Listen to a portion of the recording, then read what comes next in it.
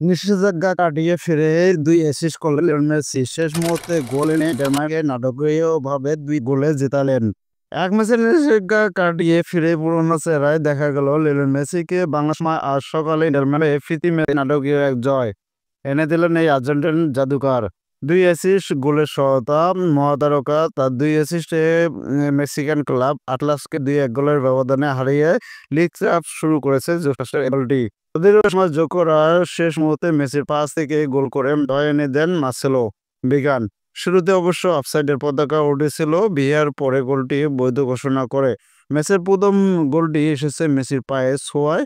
৫৮ মিনিটে তেলাস্কো সেগেভিয়ার গোলে সহায়তা করেছিলেন তিনি। জুলাই মাসে ৫টি অ্যাসিস্ট করলেন লিওনেল মেসি এবং গোল করেছেন ৩০ মিনিটে রিভালদো লোজানোর গোলে ম্যাচে সমতায় ফেরায় আটলাস। কিন্তু শেষ বাঁশি বাজার ঠিক আগ মুহূর্তে আবার মেসি জাদুতে জয় নিশ্চিত করে ইন্টার মায়ামি। ম্যাচের প্রথমার্ধেই অবশ্য এগিয়ে যেতে পারত দুই দলেই। মায়ামি গোলরক্ষক রোকো রিস নোভো ৩টি দুর্দান্ত সেভ করে দলকে রক্ষা করেন। অন্যদিকে প্রথমার্ধের শেষ মুহূর্তে লুইস সুয়ারেজের শট লাগে ক্রসবারে। অলস্টার ম্যাচে না থাকায় খেলায় মেসি ও সতীর্থ জর্দি আলবাকে ১ ম্যাচের জন্য নিষিদ্ধ করেছিল এমএলএস। নিষেধাজ্ঞা কাটিয়ে ফেরার ম্যাচে যেন নিজের জবাবটা মাঠে দিয়ে দিলেন মেসি।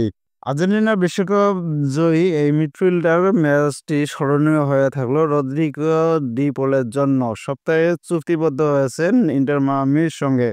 এই ম্যাচে হয়েছে তার অভিষেকও। জাতীয় দলের সতীর্থ মেসির সঙ্গে এখন ক্লাব ফুটবলে জুটি বাঁধলেন তিনি। মেসির সঙ্গে ডি পলের আন্তরিক সম্পর্কের বিষয়টি ফুটবল প্রেমীদের মধ্যে বেশ আলোচিত। দুজন একসঙ্গে জাতীয় দলের হয়ে একসঙ্গে ৬২ ম্যাচ খেলেছেন। মাঠে ও মাঠের বাইরে বিভিন্ন সময় মেসির ঢাল হয়ে দাঁড় হওয়ার কারণে তাকে অনেক মেসির দেহরক্ষী বলে ডেকে থাকেন।